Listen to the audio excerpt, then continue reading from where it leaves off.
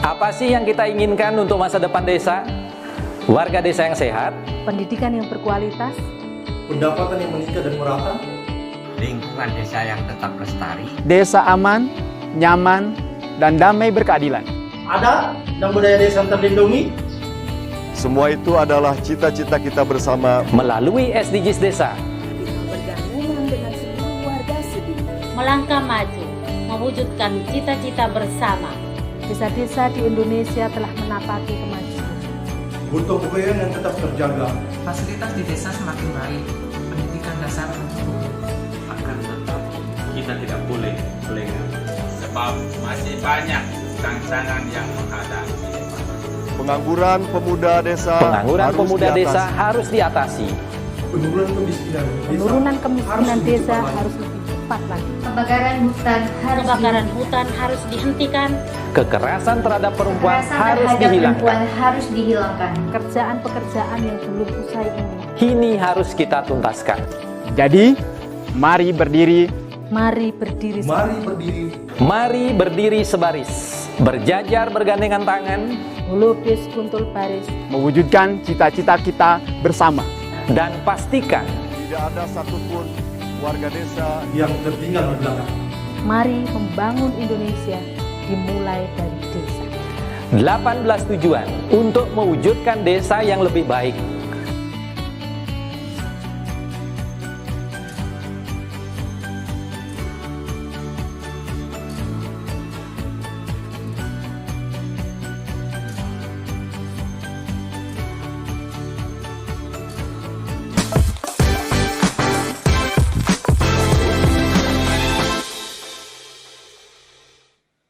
Salam bahagia kerabat desa Indonesia. Sarapan Selamat pagi. Kita mulai seperti biasa pukul 6 sampai pukul 7. Kita pagi ini akan mendiskusikan, akan mengobrolkan, akan membicarakan tentang di mana perempuan dalam pembangunan desa. Jadi bagaimana kita masuk di seri SDGs Desa Goals yang kelima, yaitu keberadaan perempuan ini dalam proses pembangunan di desa. Sudah hadir di sini ada Prof. Yoyon, selamat pagi, ada Mas Arif, ada Mas Sugeng, dan juga sudah bergabung ini baru saja bergabung Gus Ivan Novik Agusta. Jadi peran perempuan ini seperti apa di desa? Kalau dalam undang-undang desa peran perempuan ini sudah dalam tanda petik diwajibkan ketika bicara posisi badan permusyawaratan desa, itu harus ada keterwakilan perempuan. Itu di undang-undang desa. Nah, sekarang kita ingin tahu sebenarnya di goals kelima tentang perempuan ini seperti apa sih. Jadi SDGs desa dengan 18 goals-nya yang terakhir itu goals-nya yang dari Kemendes yang spesial dari Gus Menteri itu tentang budaya desa yang adaptif. Jadi mungkin budaya desa kita kemarin agak kurang friendly atau kurang memberikan tempat ke perempuan, bisa jadi ini harus adaptif. Jadi kita akan langsung mendengar nih dari Gus Ivan karena sudah bergabung di forum ini dan yang punya acara, yang tuan rumah dari acara ini. Silakan Gus Ivan bisa menyampaikan tentang SDGs Desa Goals ke-5 ini. Silakan Gus. Ya, terima kasih Gus Koco. Ya. Ini memang kadang-kadang kalau kita nyebut ada 18 goals SDGs desa ini kedengarannya di telinga itu ya 18 Gus. Jadi mohon maaf ini asosiasi para Gus. Silakan Gus Iwan. Waduh. Ini apa? Salah satu yang menjadi penting dalam apa akses kita infrastruktur untuk komunikasi kita menjadi sangat penting memang. Masih belum terputus kita.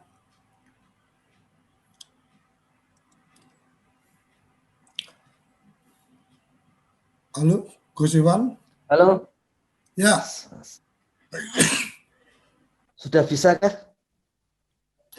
Silakan sudah lanjut. terdengar, sudah dengar Gus? Sudah terdengar audionya. Visualnya aja mungkin hilang.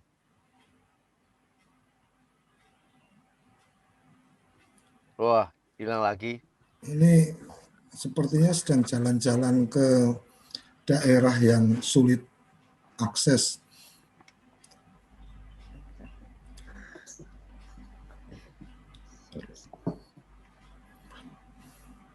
Halo Gus Iwan. Mungkin sambil menunggu Gus Iwan kita ke Prof. Nah, ini Yoyon. udah masuk lagi, udah. Oh, udah. Monggo Gus. Ya. Gus. Mohon maaf ini. Sebetulnya agak memalukan juga ini. Namanya kepala Pusdatin tapi internetnya enggak. Jadi memang apa internet yang beres itu ya cuman di kantor Kemendes begitu sampai di rumah masing-masing. Nah, itu Gus. Jadi Gus Koco, jadi apa namanya itu tentang perempuan ini ya. Sebetulnya kita sama-sama tahu ini kalau untuk kasus di luar Eropa sebetulnya termasuk terutama di Jawa itu agak rumit kalau kita membicarakan perempuan karena lazimnya di tempat kita perempuan juga ikut serta dalam berbagai kebijakan. Tapi itu dulu ya, itu dulu. Dan kemudian karena tersapu oleh budaya-budaya baru begitu sehingga kemudian peran perempuan menjadi sedikit berkurang. Dalam contoh misalnya perempuan petani misalnya ya. Itu seringkali muncul kasus-kasus bagaimana pengambilan keputusan terutama berkaitan dengan pemasaran itu oleh perempuan gitu ya. Tapi toh tidak muncul di permukaan ya. Ada contoh-contoh perempuan yang kuat dan perkasa tapi itu juga tidak terlalu umum ya. Tapi kalau kita lihat lebih jauh ke belakang ya. Sebetulnya relatif di Indonesia itu memang apa namanya perempuan itu memegang peranan yang tidak terlalu berbeda dengan laki-laki. Nah dalam konteks modern ini yang agak berbahaya untuk konteks saat ini, di mana perempuan itu terutama setelah menjadi dewasa ya, itu perannya terutama di ranah publik itu atau di ranah di luar keluarganya itu semakin berkurang. Di Indonesia sudah lama diketahui bahwa pada saat kita kanak-kanak itu relatif tidak berbeda antara laki-laki dan perempuan ya. Kalau laki-laki berkelahi melawan perempuan ya sudah pasti. Kalau yang besar perempuan ya laki-lakinya kalah kan begitu. Secara biologis tentu saja lebih kuat perempuan, makanya perempuan yang mengandung dan bukan laki-laki. Tapi secara sosial kan kemudian setelah makin dewasa peran perempuan semakin menurun. Ini sudah pernah ditunjukkan Gus Menteri ya. Jadi partisipasi sekolah perempuan, anak perempuan ketika SD itu sama dengan laki-laki. Bahkan biasanya relatif lebih tinggi beberapa persen gitu. Begitu masuk SMP sudah mulai berkurang. Dan kemudian ketika masuk ke SMA apalagi ya. Dan itu punya akibat ke belakang yang dicek oleh BPS itu apa namanya salah satu cara untuk mengeceknya itu melihat posisi perempuan di dalam pekerjaan-pekerjaan formal ya. Misalnya istilah di dalam BPS itu manajer gitu. Nah, manajer perempuan itu sepertiga dari manajer laki-laki itu. persentasenya itu. Jadi memang kita sedang menghadapi persoalan demikian ya. Dan memang kemudian ada beberapa budaya yang muncul di permukaan yang belum tentu itu dominan ya. Tapi karena berita dia muncul di permukaan, bagaimana perempuan dikalahkan bahkan dari masa kecil gitu kan. Makanya kita ingin mencek itu, dan kebetulan di level global itu SDGs global itu juga sudah mencantumkan tentang peran perempuan tersebut. Sebetulnya kalau versi globalnya ya, kalau kita lihat versi globalnya sebetulnya pendekatannya itu gender ya, artinya perbedaan antara perbedaan kerja lah, perbedaan pembagian kerja antara laki-laki dan perempuan. Tapi ketika masuk ke desa ya, kemudian persoalannya bukan sekedar beda laki-laki dan perempuan ya. Jadi Gus Menteri di tahun lalu itu banyak menerima tamu-tamu dari organisasi perempuan, ya. Banyak menerima tamu, terutama setelah bulan Juli, seingat saya itu. Nah kemudian di dalam SDGs yang nomor 5 itu, ya, kemudian perempuan-perempuan itu, terutama asosiasi dari para perempuan yang bergerak di desa, ya. Ya tentu saja karena menterinya menteri desa, jadi yang datang ya selalu berkaitan dengan desa. Mereka mengatakan bahwa dalam hal persamaan gender, persamaan antara laki-laki dan perempuan, itu sebetulnya saat ini yang perlu didekati untuk desa itu adalah bagaimana meningkatkan partisipasi atau keterlibatan perempuan. Jadi bukan soal kesamaannya dengan peran laki-laki, tapi bagaimana supaya perempuan ini semakin bisa terlibat aktif atau paling tidak punya akses ya, kesempatan yang sama untuk terlibat aktif di dalam kegiatan-kegiatan publik gitu. Makanya kalau kita lihat ini yang nomor 5 di level global SDGs itu gender equality ya. Kemudian diterjemahkan di dalam kondisi tujuan pembangunan nasional itu sebagai kesetaraan gender ya. Ketika sampai ke SDGs desa ya, sesuai dengan harapan yang ada pada level desa, maka disebut sebagai keterlibatan perempuan desa. Jadi ada satu pelokalan yang memang khas untuk desa-desa di Indonesia, yaitu keterlibatan perempuan desa. Nah yang kita lihat di dalamnya adalah berkaitan dengan yang pertama itu adalah ada satu landasan hukum bahwa perempuan itu memiliki akses yang sama dengan laki-laki di dalam kebijakan-kebijakan publik dan turunannya. Makanya di nomor 1 dan nomor 2 ya. Nomor 1 itu memastikan bahwa ada keterlibatan perempuan di dalam kegiatan pembangunan itu minimal 30%. Minimal 30%. Dalam kasus padat karya tunai desa misalnya ya. Itu konstan pada waktu bukan padat karya tapi maaf, pada waktu BLT dana desa ya. Itu konstan perempuan kepala keluarga yang menerima bantuan itu 31%. Ya, 31%. Dalam padat karya tunai desa sayangnya jauh di bawah. Jadi tidak sampai 5% gitu. Jadi memang harapannya kenapa minimal 30% ini harapan minimal sebetulnya. Karena kenapa disebut harapan minimal? Karena pada dasarnya pada awalnya antara perempuan dan laki-laki itu ketika akses terhadap pendidikan dasar itu setara ya. 50-50. 50%. Tapi sampai ke atas semakin kecil, makanya dimulai dari 30%. Dan ini angka 30% sudah menjadi angka dunia gitu, jadi digunakan di sini. Kemudian ada Perdes nomor 2, Perdes atau SKKdes yang menjamin perempuan mendapatkan pelayanan informasi dan pendidikan terkait dengan keluarga berencana dan kesehatan reproduksi. Jadi ini juga untuk melindungi aspek bukan sekedar gender ini, tapi aspek bagaimana tubuh perempuan ini memiliki kekhasan. Yang ketiga, kekerasan terhadap perempuan dan anak, terhadap anak perempuan, ya, itu tidak ada lagi. Kekerasan terhadap anak perempuan tidak ada lagi. Nanti di SDGs desa nomor 16 itu kekerasan terhadap anak, baik laki-laki perempuan tidak ada. Tapi untuk yang nomor 5, ini SDGs desanya khusus kepada anak perempuan. Kemudian jika sampai terjadi kekerasan terhadap perempuan, maka seluruh perempuan itu, no one left behind, itu mendapat layanan komprehensif, ya. Baik itu untuk pengobatan psikis maupun aspek-aspek yang sifatnya material. Ya.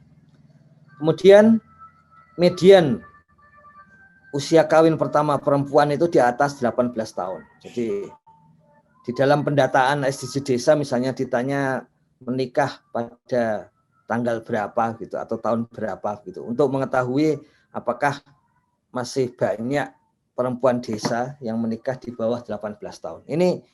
Ini persoalan reproduksi di tubuh perempuan. Angka kelahiran pada remaja usia 15-19 tahun itu tidak ada lagi. Ya kalau menikahnya di atas 18 tahun tentu saja nomor 6 akan tercapai. Jadi nomor 5 dan nomor 6 itu sangat berkaitan. Bisa jadi juga menikah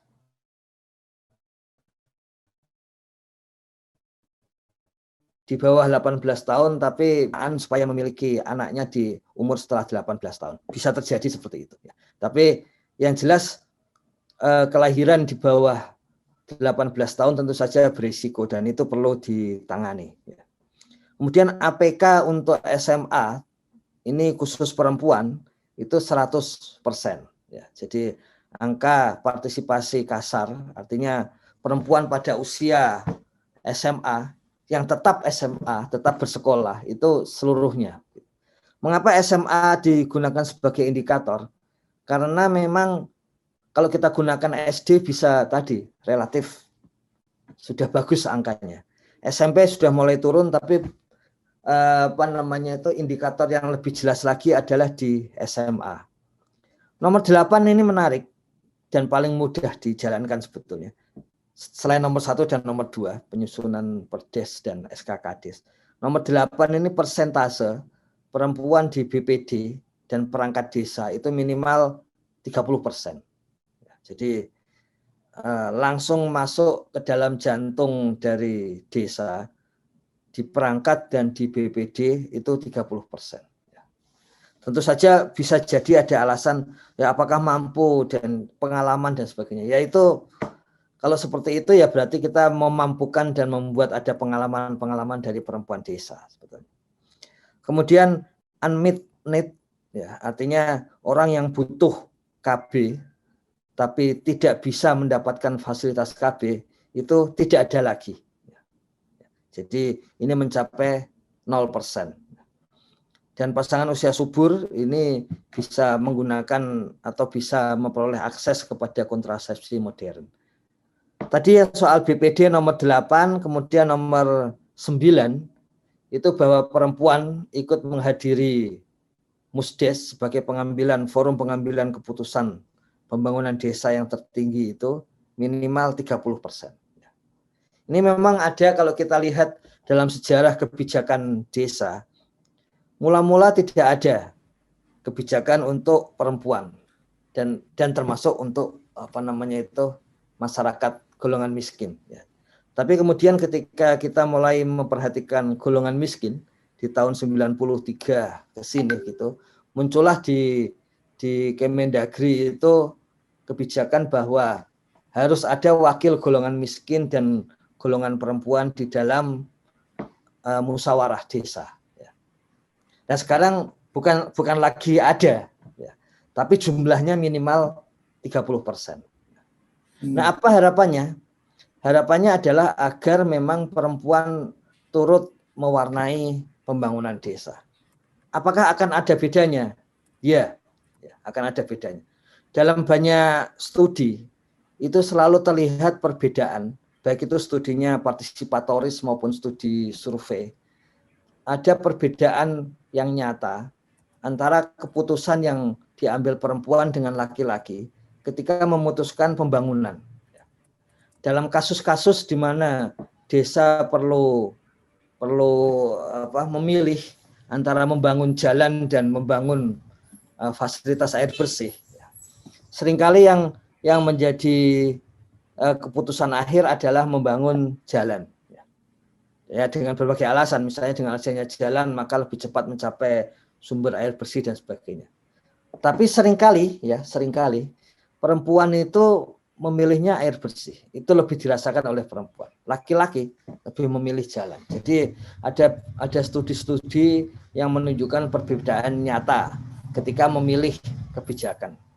Dan harap kita ingat, seringkali musdes dilakukan pada malam hari. Dan musdes pada malam hari itu seringkali kemudian sulit dihadiri oleh perempuan.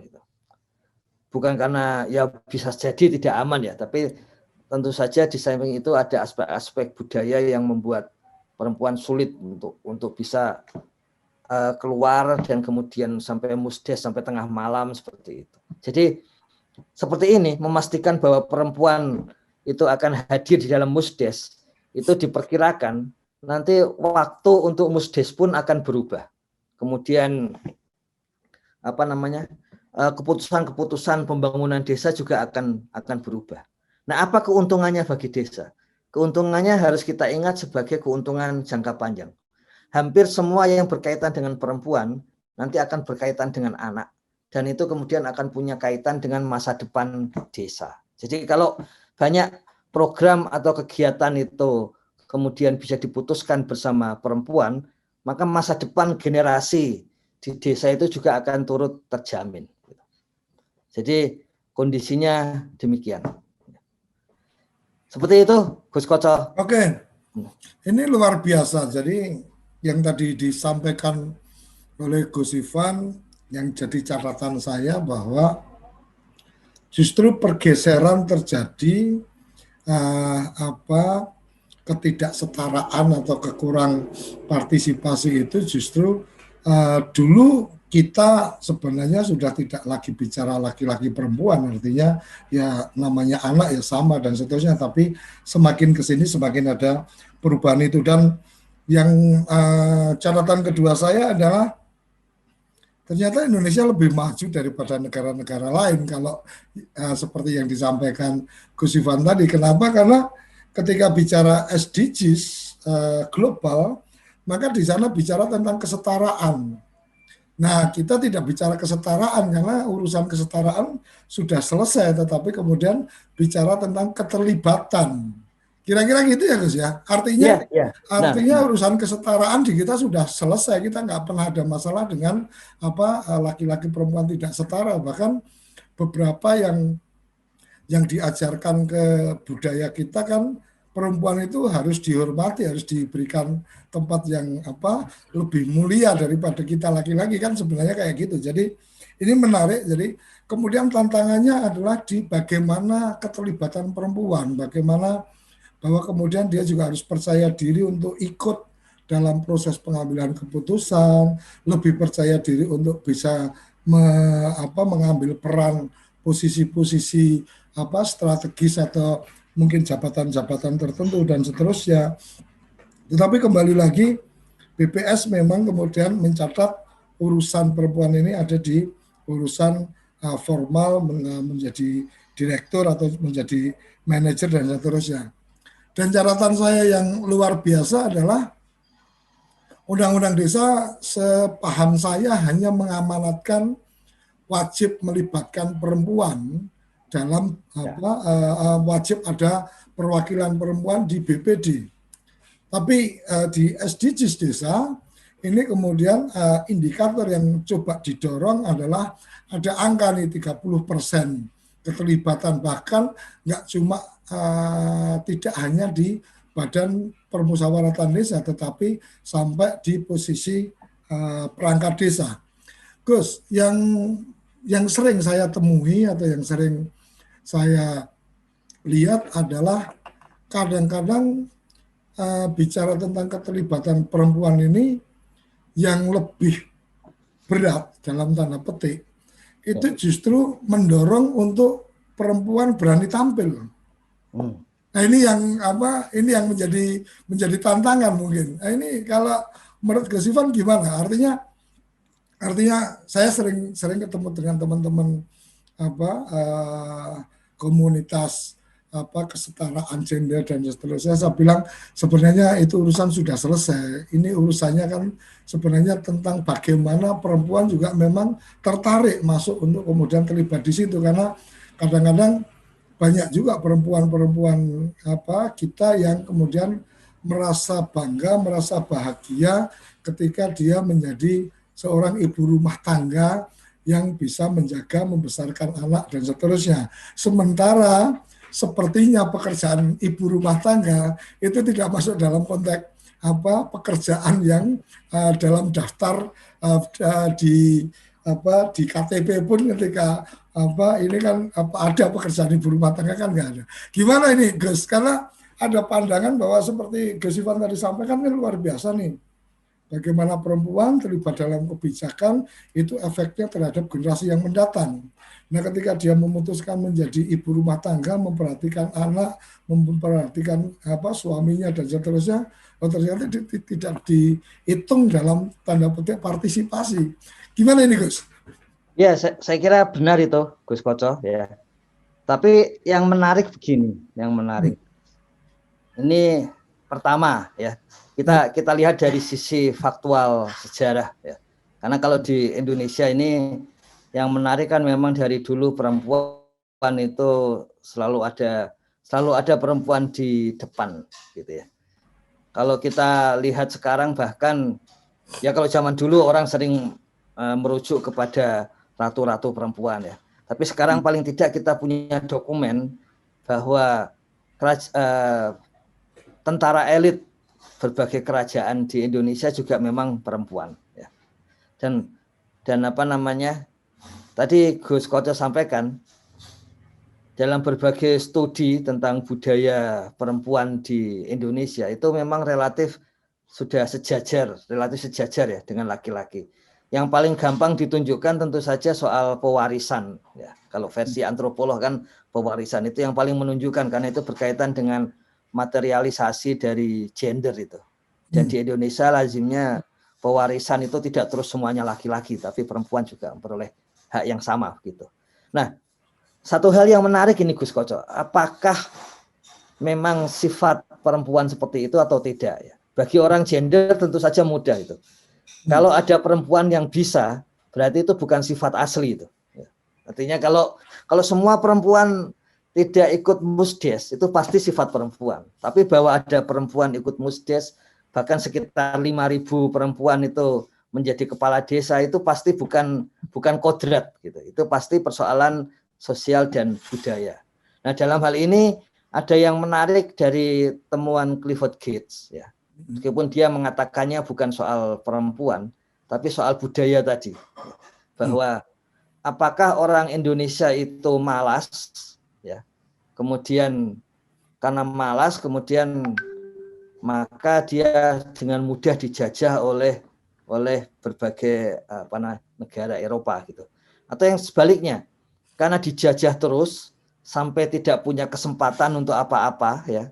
Ya kalau tidak punya kesempatan apa-apa ya ngapain kita punya orientasi untuk ini untuk itu gitu. Maka kemudian jadilah malas ya. Nah, pemikiran Gates dia menyimpulkan dari sejarah tadi bahwa ya apalagi kalau sekarang kita sering baca Pramudia Anantatur yang selalu saja novelnya perempuan unggul, dan itu kalau kita ke rumahnya kita tahu bahwa dia punya basis riset untuk menyatakan itu gitu. Nah itu Gates mengatakan bahwa karena dijajah dan kemudian tidak mendapatkan opportunity atau peluang untuk berkembang, maka muncullah budaya tadi itu. Nah bayangkan kalau itu kemudian kita ubah di dalam SDGs desa. Kalau perempuan kemudian mendapatkan porsi yang besar ya di dalam pembangunan desa, ya, maka budaya bahwa tadi disampaikan, wah perempuan nggak berani tampil, nanti harusnya ya perempuan akan justru merasa ada kesempatan untuk tampil, dan mengapa tidak kita gunakan. Kami belum bisa menyampaikan, tapi sebentar lagi bisa kami sampaikan apakah persentase perempuan menjadi kepala desa itu menurun atau meningkat sepanjang undang-undang desa, ya. Sehingga kita bisa punya basis-basis data untuk menyatakan bahwa ini memungkinkan gitu. Nah, sedikit mohon maaf sedikit koreksi Gus Koco. Ya.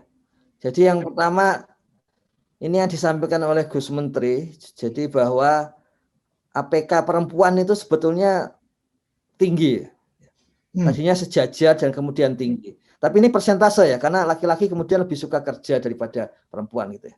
Tapi ini artinya pada saat sekolah perempuan dan laki-laki itu bisa sejajar, dan itu kita jadi punya pandangan bahwa sekolah itu adalah salah satu jalan bagi perempuan desa untuk bisa, kalau istilah dari SDGs nasional itu kesetaraan gender. Namun begitu masuk di dalam dunia kerja, memang perempuan kemudian turun, ya. Distribusi perempuan turun. Jadi kondisinya seperti itu. Kemudian soal soal kekerasan terhadap perempuan, ya. Di desa itu memang rendah, ya, memang rendah. Jadi ada 3%, ya. 3% yang seksual non kontak itu maksudnya adalah kalau kita sweet gitu kepada perempuan itu, ya, itu masuk seksual non kontak itu, ya. Nah, kalau seksual kontak itu termasuk pemerkosaan. Ya. Bayangkan kalau itu 6%. 6% berarti kan 6 dari 100 perempuan desa. Sangat tinggi, sangat tinggi. Karena itu logis bahwa di dalam SDGs desa pun kemudian soal kekerasan terhadap perempuan itu menempati posisi tertentu juga yang harus ditangani. Jadi tadi intinya Gus Koco, kita kembali kepada ya karena menterinya juga berkaitan dengan budaya dan sangat kuat beliau, sudah pasti itu. Kemudian bisa memahami dengan cepat gitu. Ini Gus Koco dan kerabat desa yang lain, dengan kita mengubah cara ini, struktur ini, ya, maka budaya di desa juga akan ikut berubah. Sama seperti temuan dari Clifford Gates, tadinya di budaya kita, bahkan laki-laki dan perempuan di masa lalu kan sekarang kita tahu gambarnya ya. Laki-laki perempuan masa lalu memang tidak terlalu ada bedanya, sama-sama gondrong kan seperti itu. Ya tidak terlalu membedakan baik fisik maupun itu. Harap kita ingat ya, pembedaan fisik itu secara sosiologis seringkali mempengaruhi budaya juga. Ya kita gampang tahu kalau menjelang mau masuk ke mau masuk ke tempat ibadah, kemudian fisik kita berubah semua, baik itu yang beragama Islam, Kristen dan sebagainya. Karena itu mempengaruhi budaya juga. Nah kita sama ini, kalau strukturnya memastikan bahwa perempuan itu memiliki peluang, ya, maka itu akan menumbuhkan hasrat untuk tampil juga itu Gus Koco. Oke. Saya akan mencoba bertanya atau memberikan kesempatan bertanya kepada teman-teman, memberikan komentar. Ada Mas Sugeng ini perangkat desa, ada Mbah Pardi kepala desa, ada Mas Tri Handoko, ada juga Mas Arif. Nanti juga Prof Yoyon akan kita minta untuk pandangan-pandangannya, tapi kita akan jeda sesaat, jangan kemana-mana, tetap di Sarapan SDGs Desa bersama Pemain Desa. Oke, kembali ke Sarapan SDGs Desa. Kita sudah mendengarkan dari Kementerian Desa nih tentang indikator-indikator tentang keterlibatan perempuan desa. Nah, kita pengen dengar nih di lapangan. Ada Mas Sugeng Priyatno ini salah satu perangkat desa di Kabupaten Banyumas, salah satu yang rutin ini sarapan pagi selalu bergabung. Terima kasih Mas Sugeng. Mas Sugeng, saya pengen tanya ini. Ketika bicara keterlibatan perempuan, sebenarnya tantangannya apa ini kalau di desa? Apakah memang perempuan di desa itu kemudian secara adat itu manut, konco wingking, derek saja apa yang diputuskan suaminya atau bapak-bapak dan seterusnya, kemudian mereka tidak tertarik untuk terlibat dalam kegiatan-kegiatan, atau kalau diminta pasti terlibat dan seterusnya. Moga Mas Sugeng bisa berbagi cerita. Nanti kita juga akan mendengarkan dari Mbah Lurah Pardi ini yang cukup fenomenal untuk bagaimana menggerakkan desanya. Mas Sugeng dulu. Moga silakan Mas Sugeng. Baik, terima kasih dan Koco, selamat pagi buat kerabat desa semuanya. Di desa kami, khususnya saya bercerita di desa kami tentang keterlibatan perempuan, terutama dengan adanya lahirnya undang-undang desa. Sejak saat itu pula kami sangat memperhatikan tentang adanya perempuan. Terbukti dengan adanya kami melibatkan di acara-acara Musdes ataupun Musdus, bahkan di tim pembangunan desa ataupun tim 11 ataupun yang lainnya itu, kita selalu melibatkan keterwakilan daripada perempuan. Minimal dalam acara Musdus ataupun rapat-rapat yang diselenggarakan oleh desa, itu ada kurang lebih sepertiga yang hadir adalah perempuan. Kalau di tempat kami, alhamdulillah untuk keterlibatan dalam acara-acara Musdus ataupun Musdes, justru perempuan ini lebih aktif daripada yang laki-lakinya. Keuntungannya, artinya begini, datang pasti lebih awal. Sudah mulai diberi ruang, kemudian banyak memberikan masukan atau tuntutan dalam tanda petik. Iya betul. Ini banyak memberikan masukan. Seperti tadi yang disampaikan dari Kemendes bahwa ada hal-hal yang tidak bisa terjangkau oleh kaum laki-laki. Contohnya lah, ini yang hanya bisa mungkin dimengerti oleh perempuan ya, tentang permintaan data pasangan usia subur, terus ibu hamil dan sebagainya. Ini yang banyak tahu adalah yang perempuan, dari perempuan, terutama dari para kader posyandu itu yang kebanyakan perempuan. Nah, hal-hal seperti ini yang tadinya tidak terjangkau di acara Musdus ataupun Musdes, sekarang itu sangat terjangkau dan kita sangat mempunyai manfaat yang besar dengan adanya hadirnya perempuan itu. Mereka bisa mengusulkan tentang adanya kebutuhan-kebutuhan yang tentang anak, tentang stunting, tentang perempuan sendiri gitu kan. Itu yang diusulkan di acara-acara Musdus dan kami Artinya perempuan memang kemudian ketika diberikan ruang mereka mau untuk terlibat aktif ya?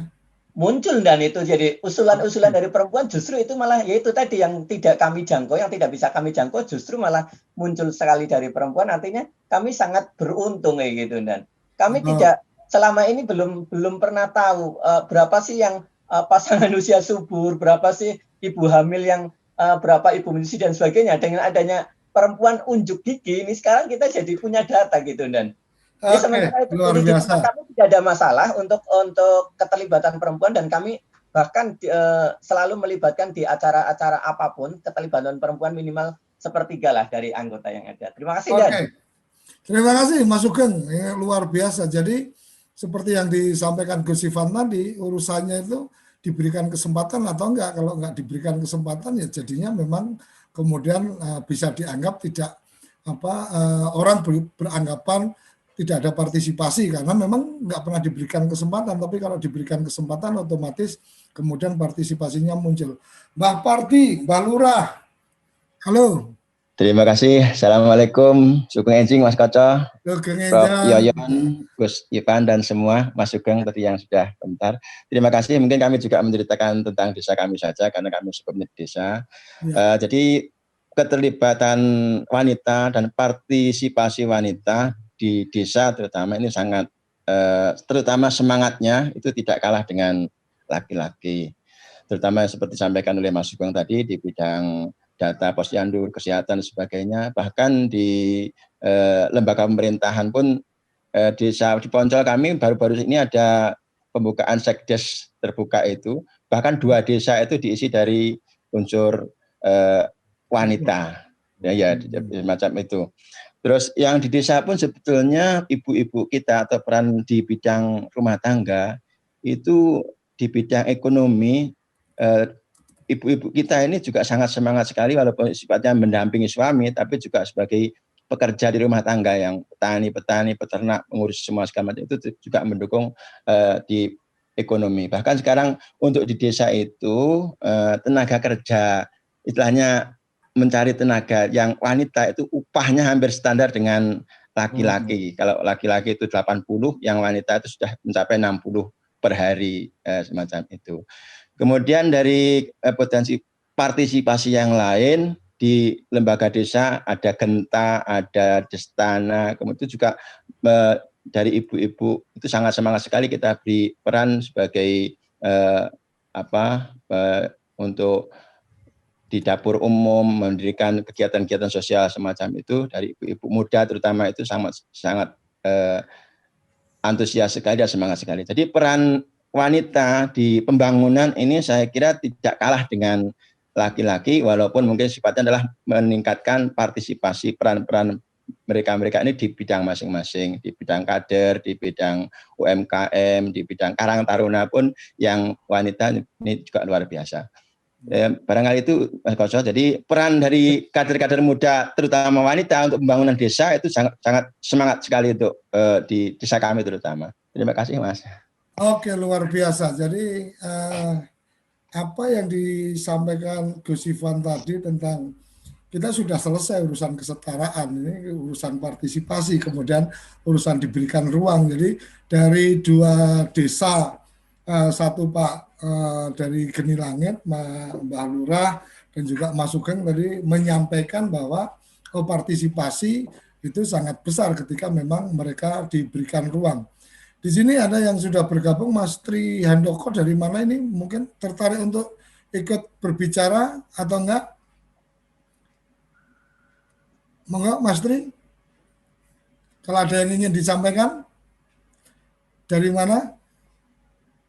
Terima kasih Gus. Assalamualaikum warahmatullahi wabarakatuh. Waalaikumsalam. Oke. Ya. Perkenalkan saya Tri Handoko, salah satu mahasiswa. Halo Gus. Halo. Oh, sinyalnya agak kurang ini ya. Oke. Aja Gus. Oke, Oke, terima kasih. Karena kondisi akses sinyal. Sebelum kembali ke Gus Ivan ini.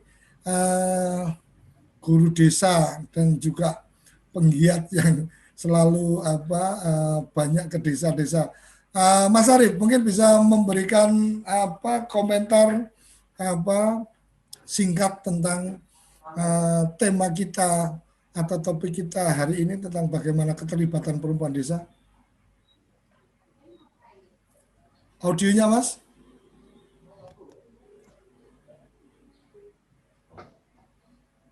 Halo? Halo. Ya. Bisa masuk ya? Ya, silakan. Baik, terima kasih Pak Koco dan kawan-kawan yang ikutan sarapan pagi. Saya mau ngusul besok kalau sarapan juga menyampaikan menunya masing-masing supaya kelihatan bahwa kita sedang sarapan gitu. Pak Koco, Pak Gus Ivan, Prof. Suryo dan kawan-kawan yang lain, saya mencoba untuk mendekati agak kontras. Jadi kalau Gus Ivan menuliskan dan saya baca mengenai selalu ada angka 30%. Dulu pernah bagaimana kita mencapai keterwakilan. Nah sekarang Gus Ivan sudah lebih maju bahwa tidak sekedar keterwakilan tetapi mengambil peran. Nah, saya ingin mendorong lebih jauh lagi. Tidak sekedar mengambil peran, tapi bisa membelanjakan 30% anggaran di desa. Saya tidak tahu apakah itu anggaran dana desa atau anggaran khususan untuk pemberdayaan. Jadi 30%-nya terhadap pemberdayaan sendiri. Sehingga mereka bisa menyusun anggaran. apa saja. Jadi tidak diberikan ini tugasmu, ini kegiatanmu, besok buat ini ABCD, bukan gitu. Tetapi sejak awal mulai dididik untuk menyusun anggaran, sehingga hasil itu memang benar-benar tercapai. Mudah-mudahan ini bisa menginspirasi Gus Ipan. Matur nuwun. Oke, jadi kalau Mas Arif lebih menekankan pada adanya politik anggaran berpihak kepada perempuan, mungkin seperti itu. Gus Ivan, silakan.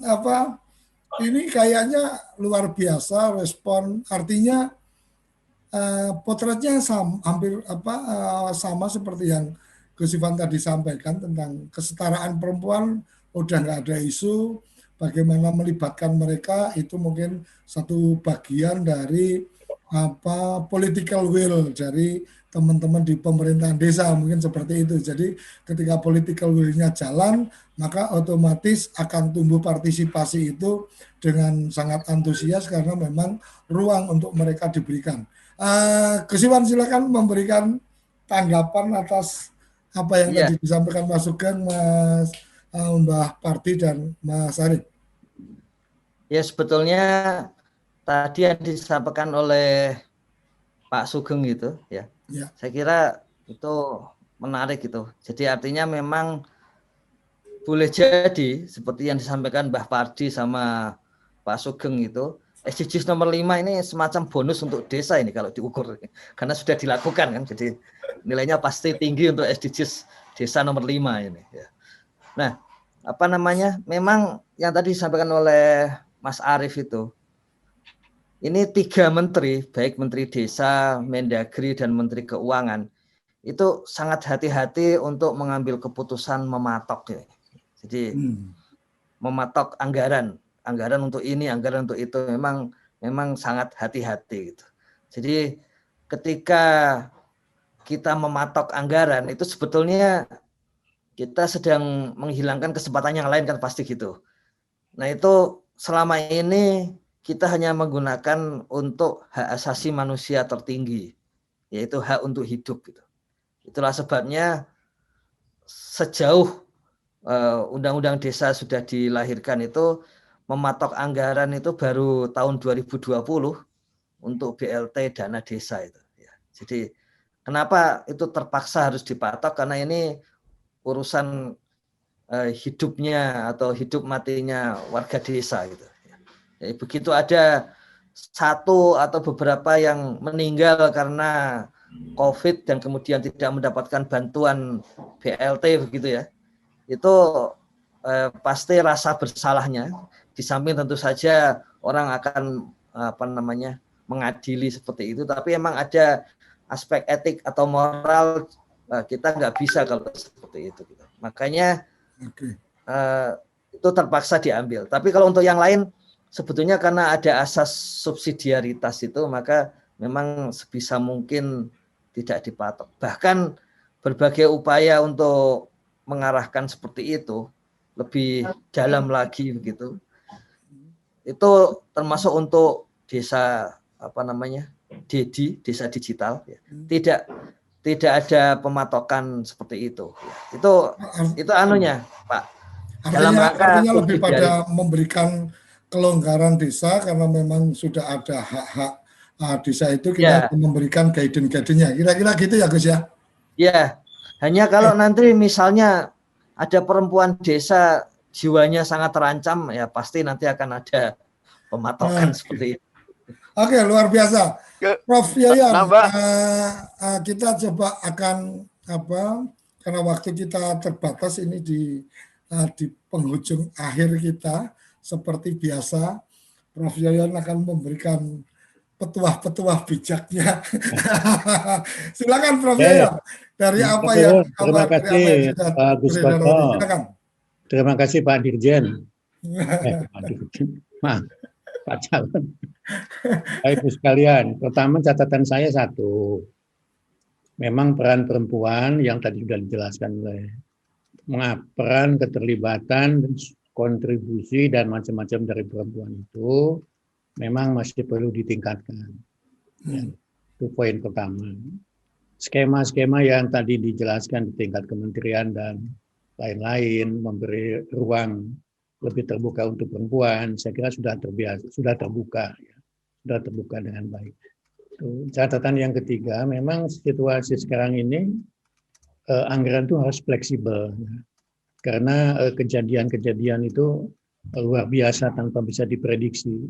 Gempa belum selesai, muncul banjir bandang belum selesai, muncul gunung meletus, ya macam-macam lah. Gitu. Memang fleksibilitas itu harus penting. Ya.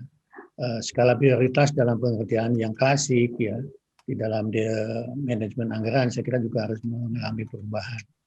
Rambu-rambu saya kira iya, itu yang anggaran. Yang ketiga, faktor budaya saya kira iya, sejarah juga iya. Salah satu yang salah itu lagunya. Ya. Wanita dijajah pria sejak dulu. Nah itu bapak-bapak yang salah. Bapak-bapak itu yang... Tapi lanjutannya ada yang takluk loh, Prof. Jadi maksud saya, bapak-bapak itu juga harus memberi kesempatan peluang yang terbuka juga untuk para perempuan itu. Itu yang ketiga. Yang keempat, perkembangan yang terjadi aktual, ya mungkin nanti setelah selesai Pak Ivan survei, ya kan bisa ditunjukkan angka-angka terbaru. Ya. Dan saya yakin, kayak dalam keyakinan saya, perempuan desa itu sebetulnya sudah luar biasa. Cuman perempuan desa yang sudah masuk ke SMA dan perguruan tinggi, lebih perguruan tinggi, back to desa itu sedikit sekali. Saya punya data di tempat saya untuk sedikit perbandingan. S1 itu sekarang didominasi oleh perempuan. S2 juga, S3 juga didominasi oleh perempuan. Oh. Di perguruan tinggi, betul Pak, didominasi oleh perempuan. Di desa juga di pendidikan tinggi justru sekarang sudah didominasi perempuan. Perempuan, iya, sudah didominasi. Termasuk di desa-desa juga kalau ada acara itu didominasi oleh perempuan juga. Cuman sayangnya hanya bagian konsumsi. Ya, betul. Konsumsi itu banyak itu ibu-ibu yang berperanan di situ. Tapi saya yakin memang berjalan ke depan. Ya.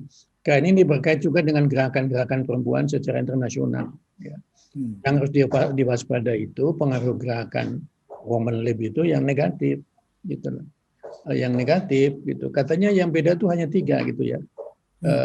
Laki-laki tidak bisa menyusui, tidak bisa melahirkan, ya. Hanya lagi apa itu ya, tidak bisa menstruasi. Di luar itu tadi Pak Ivan sudah menjelaskan. Dan sudah jelas, aturan sudah oke. Anggaran juga tadi mungkin imperatif ke itu, ya. Masalahnya sekarang tinggal pada bapak-bapak sama ibu-ibu. Ibu-ibunya mau nggak, ya, bekerja lebih. Pandemi ini memunculkan fenomena yang sangat menarik, tapi masih di kota ya.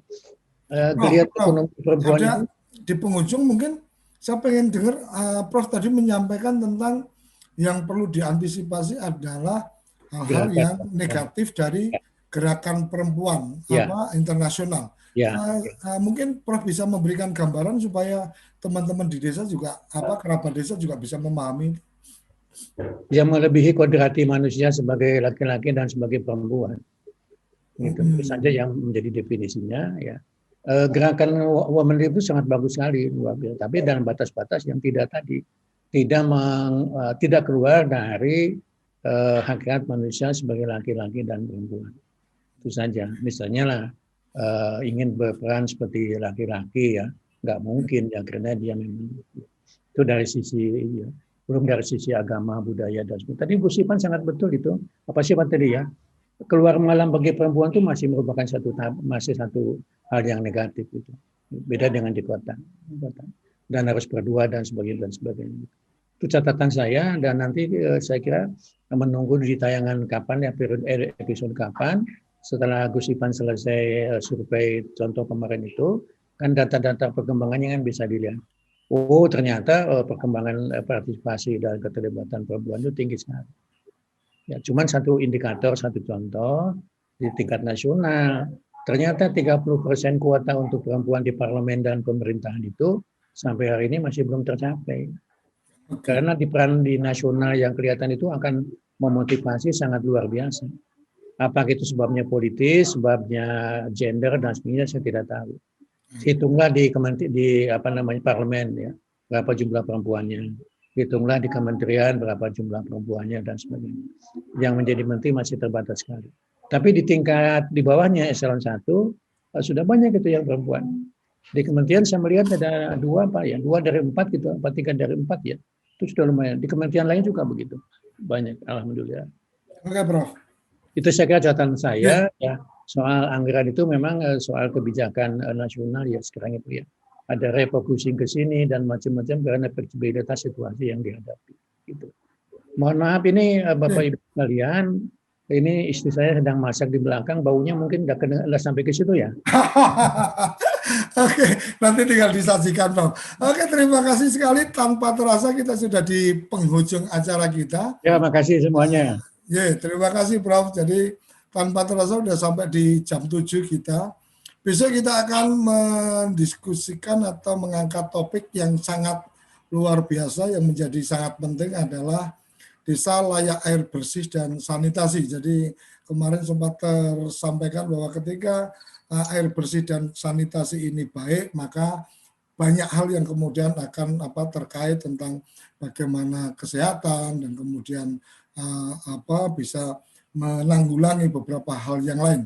Tapi yang mungkin perlu saya garis bawahi adalah ketika 18 SDGs nanti sudah tersampaikan satu persatu oleh Gus Ivan, mungkin agenda berikutnya kita akan kemudian mengangkat best practice atau desa-desa yang sudah kemudian yang SDG 1 ini ada inovasi apa dari desa mana kita coba angkat dan seterusnya, dan saya yakin data dari Pusdatin Kemendes sudah sangat ada untuk kemudian mengundang kepala desa atau perangkat desa berbagi cerita. Sampai di sini sarapan SDGs desa bersama Kemendesa, dan jangan lupa Senin sampai Jumat pukul 6 sampai pukul 7 kita bareng-bareng sarapan SDGs desa bersama Kemendes dan Gus Ivan Novik Agusta. Sampai berjumpa esok hari, jangan tetap ikuti acara kita. Salam bahagia kerabat desa Indonesia.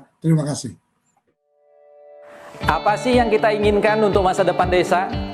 Warga desa yang sehat, pendidikan yang berkualitas, pendapatan yang meningkat dan merata, lingkungan desa yang tetap lestari, desa aman, nyaman, dan damai berkeadilan. Adat dan budaya desa terlindungi. Semua itu adalah cita-cita kita bersama melalui SDGs desa. Melangkah maju, mewujudkan cita-cita bersama. Desa-desa di Indonesia telah menapaki kemajuan. Gotong royong yang tetap terjaga. Fasilitas di desa semakin baik, pendidikan dasar akan tetap kita tidak boleh lengah. Sebab masih banyak tantangan yang menghadapi. pengangguran pemuda desa. Harus diatasi. Penurunan kemiskinan desa harus lebih cepat lagi. Kebakaran hutan harus dihentikan. Kekerasan terhadap perempuan harus dihilangkan. Pekerjaan-pekerjaan yang belum usai ini harus kita tuntaskan. Jadi, mari berdiri. Mari berdiri. Mari berdiri sebaris. Berjajar bergandengan tangan. Melukis kuntul baris. Mewujudkan cita-cita kita bersama. Dan pastikan tidak ada satupun warga desa yang tertinggal di belakang. Mari membangun Indonesia dimulai dari desa. 18 tujuan untuk mewujudkan desa yang lebih baik.